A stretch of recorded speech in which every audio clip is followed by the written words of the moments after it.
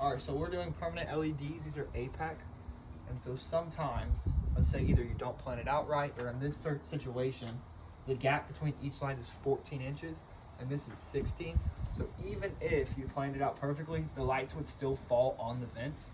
And so what you have to do is you have to splice and you have to add a little extension, which is right here. Let me grab it.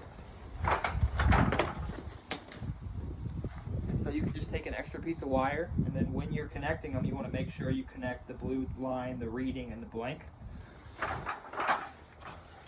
And so you'll come over here, you want to get yourself a crimper, and so they're actually color coded right here, so it's red. Rated 22 to 18. These are 22 to 16, so when you crimp, it's color coded to that crimp.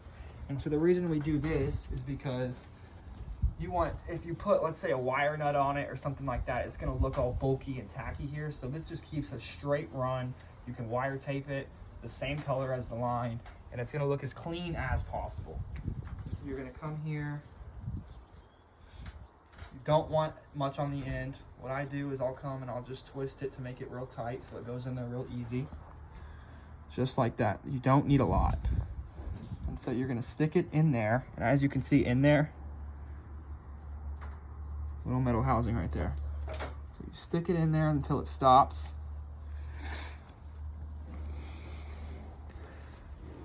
So you put the crimper right in front of the bulge.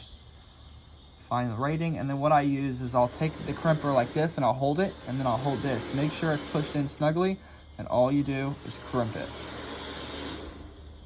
And the cool thing about that is now, instead of anything else, that's not coming off.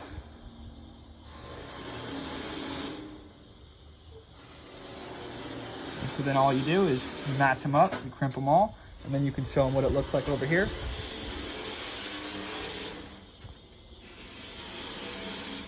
And so that's not a final job. And then after, what we'll do is we'll wire tape around it, blend it the same color as the wire, and mount it up so it looks as clean as possible.